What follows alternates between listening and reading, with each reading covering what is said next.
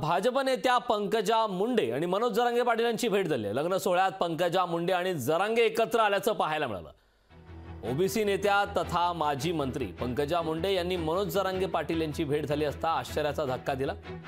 त्यांनी थेट जरांगे पाटील यांना आपल्या ओबीसी समावेश झाला असून तुमचं स्वागत आहे असं म्हटलंय। तर माजलगावात भाजपचे तालुकाध्यक्ष अरुण राऊत यांच्या कन्या अपूर्वा आणि प्रदीप सीताराम पवार यांचे चिरंजीव ऋषभ यांचा विवाह आज पार पडला।